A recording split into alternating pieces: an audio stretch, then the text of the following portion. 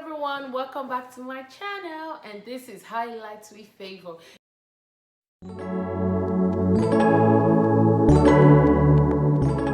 If you just see me for the first time, please, I would like for you to go down below and hit the red big button and subscribe to my channel. Turn on your post notification so whenever I post a video, you'll be the first to see it. And for my returning subscribers, I just want to say thank you guys so much. Thank you all so much. Thank you for the comments, thank you for the like, and thank you for sharing my video.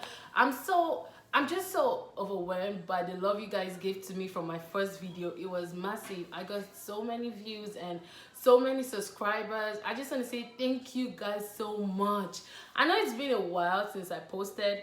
After my first video, I haven't actually posted anything. I was trying to post a video, but at some point I was having a technical issue that I couldn't post the video. It was just uploading and uploading for days. I don't just know why, but anyways, that got resolved and I didn't post the video. So I'm making a new video now, and I just want to say thank you guys for those that were asking me, when am I going to post a new video? Am I going to post something new on my channel? I got a lot of messages and a lot of calls. I didn't know you guys were going to like my face on your screen, but I'm just saying thank you guys, and I'm going to be consistent posting new stuff. And so guys, down to the business of the day. Today I'm actually making these easy snack.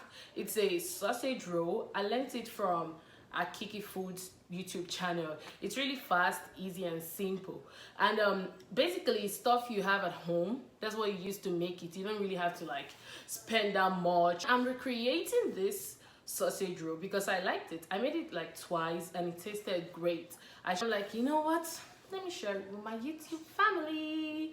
So I'll be making this 30 minutes recipe. It might be more than 30 minutes, it just depends. Very fast and easy recipe and affordable.